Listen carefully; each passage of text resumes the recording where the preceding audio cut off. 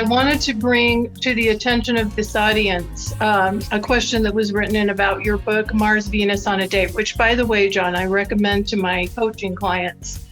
And one of my coaching clients, we were having a conversation the other day, and she said, these 5 stages that John talks about, these stages of dating that John talks about in this book, she said, this has given me so much clarity. So here's a related question from Monica. She says, hi, John, thanks for taking our questions. In your book, Mars, Venus on a Date, you talk about the stages of dating, and I'm wondering if this is something to discuss with someone I am dating. If that's the first question, if a man consciously chooses to move through the stages with a woman, or if it is something that just naturally happens. Everybody's a little bit different. It'd be like, some guys are like, hey, let's read this book together and check this out. And it's different temperaments like that structure. In most cases, it's just going to be, if a woman reads the book, she's aware of the pitfalls of every stage and how to make sure it's happening and to kind of know where she is as the relationship is unfolding.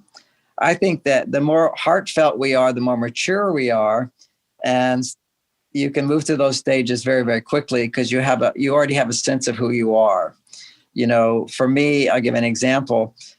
After 34 years of marriage with Bonnie, I know who I am, and I know all my buttons that can be pushed. I know how to let them all go. So for me to start a new relationship, I gave myself a year to grieve, and I said, okay, now I'll start a relationship, and boom, I found the person. And I don't have all those doubts and questions because I know who I am. I know what I want. I know just what I want, and I found it right away. I mean, it's just like my friends say, how are you doing? I say, I'm having a great life. And how do you find that? Yes, well, I'm a relationship expert. I should. Yeah. If you know who you are, and you see what happens when our buttons get pushed, we get upset, and then we become judgmental or critical or doubtful of others. When you know who you are, you find the right person right away because they will mirror who you are, and you love who you are, so you will love them. But that's, I've been doing this 50 years, almost 70 years old, and personal growth is my thing. So it's very easy for me now to do all this stuff only because I've been doing it for so long. So having said that, what is the question here? Remind me of the question. The question is, are the stages of dating, is it something to discuss? Is it something natural? Okay. Yeah. Love at first sight, for example, you might be right when you have love at first sight, and that can happen. That's just feeling strong attraction, or it's a real soul knowing. It's not that common, but it can happen. My kids, Bonnie, I think in our last year, we were talking a lot about our relationship to the kids. And one of my daughters said to Bonnie, did you know that Dad was the one when you first, right away?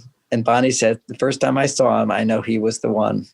Really? And then they said to me, Dad, did you feel that? I said, she's the one I want to have sex with tonight. That's an honest response. Yes. Actually, I didn't say sex with the kids. I said, she's the person I want to spend the night with.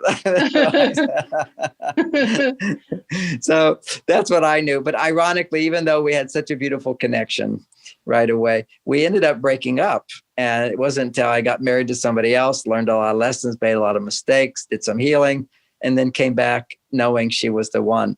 So, and she was the one, she still is the one in my heart.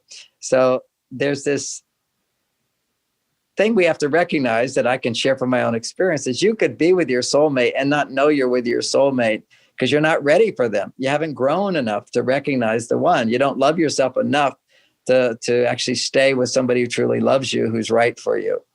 Because, not all of our thinking is correct, and we're down on ourselves, hard on ourselves, doubting ourselves. So back to the question, I'm just trying to answer questions today. So the question is, so do you go through those stages? Mainly you go through them being aware of where you are in the whole thing without trying to explain to where your partner is in the whole thing. But the third stage, first is attraction, then comes doubting, then comes commitment, then comes deeper intimacy. Your stuff comes up and you're able to overcome it. then comes proposal, and then you act as if you're married, but without all the pressures of being married. Then you get married. So that's them in short. And every stage has its own challenges. So the one I'll talk about right now that you do need to, clearly talk about. The others you just need to understand and act appropriately rather than make the common mistakes people make. But when it gets to commitment, that's where you need to discuss that I'm not willing to be physically intimate with you until we get to know each other enough to where I know that you're committed to me and you're not going to be having sex with other people if I'm having sex with you. Because you should, in my opinion, it's extremely confusing for a woman and not confusing for a man, but subconsciously confusing for him. He doesn't know when he's confused or not, but he'll just feel like, I don't know if I want to be with her, and then I don't know what went wrong, what I'm ready to move on. He's just sort of lost in the whole thing. Women will often feel confused. They feel like, I don't know. Is he right? Is he wrong? Does he love me? That's when you want to all talk about the relationship. But there's a place where he wants to have sex with you and you go, I want to have sex with you, but I know for me, I'm being the woman here. For me, it just doesn't work for me to have sex if the man I'm having sex with is having sex with anybody else. So I want to feel that as long as we're having sex together, that we have a commitment and a promise to each other, then we're not going to have sex with other people. And in the beginning, I still need to go really slow with it. I don't want to have a whole lot of sex. I mean, I want to, but I know that I need to have it just occasionally, maybe like once a week, where it generally works for me. But I also need to feel that you're not having sex with anybody else in between, or that you're not having sex with yourself. That's really what works for me. I like to feel that the energy is building up. Now, that's pretty bold to say. He may not agree to that, but you really want a relationship. That's why I tell women, find a guy who wants you more than you want him, and he'll be willing to play by your rules. But if you're trying to please a guy, you're going to be afraid to even say something like that. And it really is kind of weird today to say something like that. I'll grant it, but I'm trying to popularize this research that shows that if men ejaculate more than once a week, they lose interest in the woman they're having sex with and are more interested in other women. And that's what causes us to become so confused is we start to compare. As soon as a man's testosterone levels go down, a woman's estrogen levels go down, that means she's in a little stress state. Whenever we're in stress, we always start comparing, and comparing is the thief of our happiness. There's always better on the other side of the fence, if you're feeling stressed. If you're not feeling stressed and you understand that the grass is greener on the other side of the fence is actually what you become when you're stressed, then you don't pay much attention to that and you focus on the good that you have. But that takes maturity. And that's why there's stages of this whole thing, because before you even get to that level, you have to have deep intimacy where you know yourself and you're able to share yourself with your partner.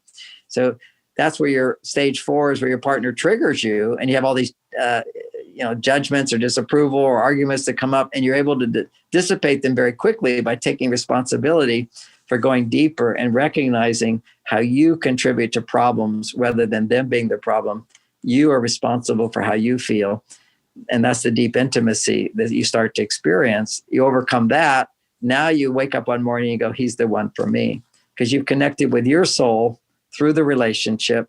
Then you can see if they're your soulmate or not. And sometimes you get to that level of intimacy and they're not the one for you. You love them, but you realize they're not right for you. And that's okay too. How do you know if somebody's really right for you as a soulmate? Your heart has to be fully open. So how do you know if somebody's not right for you? Your heart has to be fully open, because when your heart's open, it's not like they opened your heart. You opened your heart in relationship to them and were able to know if they're the one that you want to share your life with. They could be the one you want to grow in love with for a while and move on. There's no just because you love someone, you have to spend your life with them or they're the right person for you.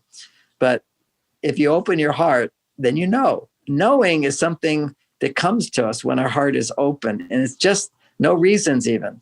There may be reasons that help you open your heart, but knowing is a knowing. Like if I have a cold glass of water, a refreshing glass of water, I know it's cold. It's just a knowing. Well, we all have that capacity when our heart is open.